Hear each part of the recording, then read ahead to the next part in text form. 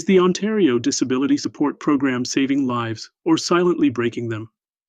In this video, we're pulling back the curtain on the good versus evil of ODSP. You'll hear the hard truths no one wants to talk about.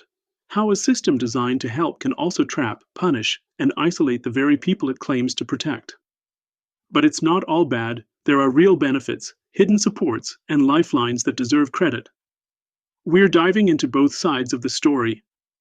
Whether you're on ODSP, applying, or just want to understand how it works from the inside, this video is your no-fluff breakdown. From healthcare coverage to poverty traps, and from quiet victories to systemic failures, you'll leave with a full picture of what it really means to rely on the program. Speech balloon: this is the video I wish someone made when I was trying to understand ODSP for myself. If you find value here, please hit like, subscribe to support honest content like this, and ring that bell so you don't miss what's coming next. Let's bring awareness, accountability, and maybe, just maybe, a little hope. Oncoming fist, you're not alone. Let's talk about it. 1. The Lifeline. ODSP as a force for good for many Ontarians living with disabilities. ODSP is more than a program, it's a lifeline. It provides monthly financial support that helps cover essentials like rent, food, and utilities. Without it, thousands would be left with no income, no safety net, and no ability to access medication, mobility aids, or health care. ODSP also offers vital health benefits, such as dental care, vision services, drug coverage, and medical transportation, all of which are typically inaccessible for low-income individuals. For recipients with chronic conditions or severe physical or mental health needs, ODSP is the only thing standing between them and homelessness or institutionalization. When it works, ODSP is a reflection of a caring society, one that affirms the right of people with disabilities to live with dignity. It recognizes that systemic barriers prevent many from working full-time or at all, and tries to level the playing field. In that light, ODSP can be seen as a positive tool of social justice. It's the good side of government policy, supporting the vulnerable, protecting lives, and upholding human rights. But unfortunately, that's only part of the story. 1. The Lifeline. How ODSP saves lives for many Ontarians with disabilities. ODSP is a vital lifeline. It offers more than just a monthly check. It provides a sense of safety in an often unsafe world. Health benefits like prescription coverage, dental, vision, medical supplies, and specialized supports ensure that vulnerable individuals aren't entirely left behind. For someone unable to work full-time, or at all due to a physical or mental health condition, ODSP is often the difference between survival and despair. It enables access to food, stable shelter, and some semblance of routine. It can also fund mobility aids, provide transportation allowances, and offer employment support for those ready to transition to work. At its best, ODSP represents the compassionate side of government, one that acknowledges systemic barriers and aims to level the playing field. It is designed to affirm dignity, independence, and inclusion. Without it, many would be completely lost. But the system's intention doesn't always match its execution. While its good side is rooted in empowerment, the cracks in the foundation, slow processes, outdated rates, and dehumanizing policies remind recipients that even their lifeline can turn into a leash. 2. The Poverty Trap. The evil beneath the surface. While ODSP offers support, it also traps many in perpetual poverty. The basic monthly allowance, even with recent inflation adjustments, remains well below the poverty line. In Toronto, for example, rent alone can exceed an entire ODSP check. That means recipients are forced to choose between food and shelter, medication and bills. Worse, trying to improve one's financial situation can result in clawbacks and benefit reductions, discouraging part-time work or entrepreneurial efforts. It's a cruel paradox. The moment someone tries to rise above, they risk losing the very help keeping them afloat. This creates a welfare cliff where progress becomes punishment. Many describe it as being punished for being poor.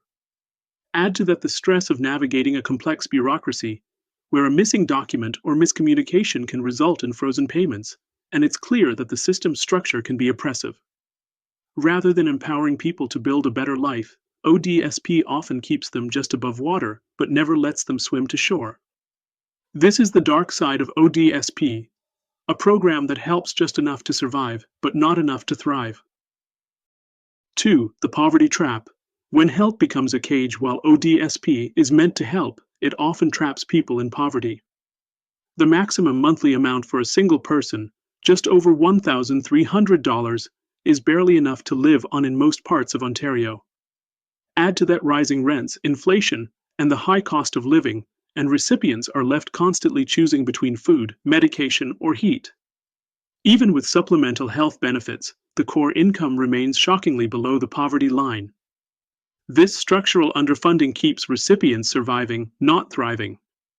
Worse, the fear of clawbacks keeps many from trying to earn extra income or improve their situation.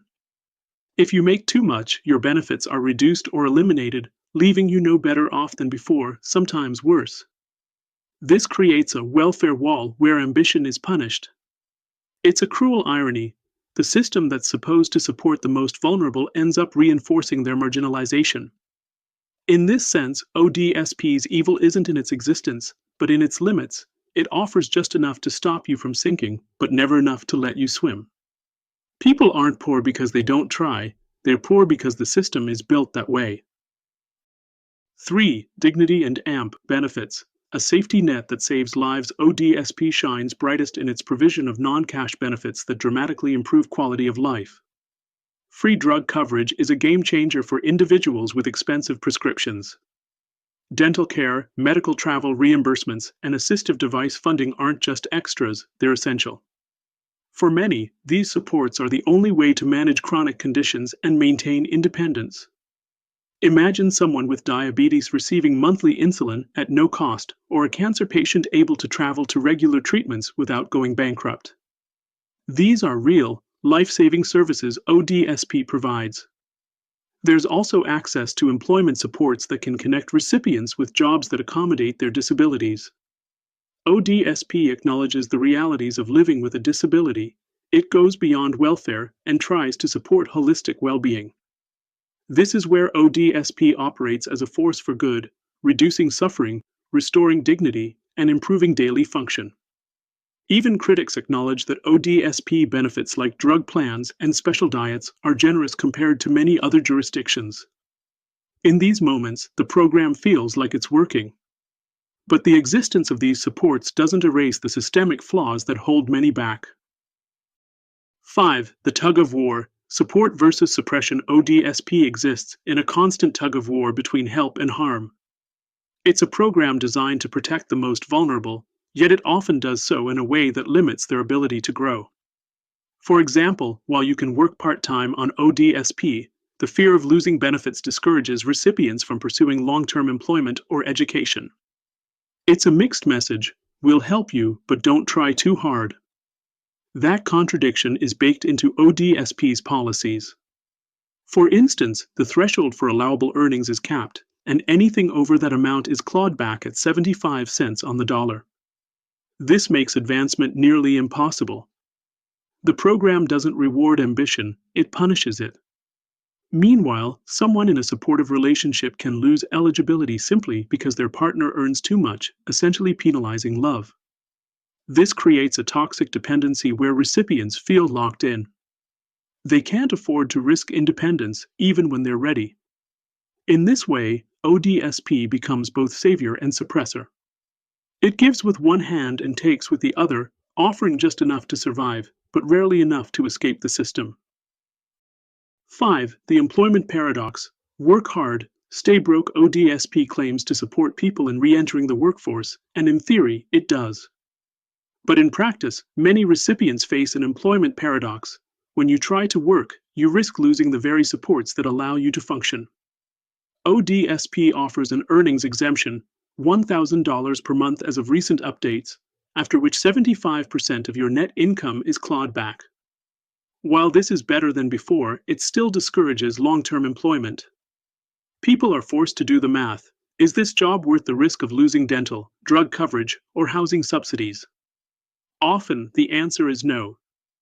Worse still, many employers don't accommodate disabilities well, and the stress of navigating work while managing medical issues can trigger relapse or burnout. The fear of instability outweighs the potential rewards. The good in ODSP's employment programs, resume help, training, placement, is real but underfunded and uneven across regions. The evil isn't in encouraging work but in punishing it. ODSP should be a springboard, not a ceiling. Yet too often, recipients are faced with a cruel reality: work doesn't set them free, it sets them up for loss.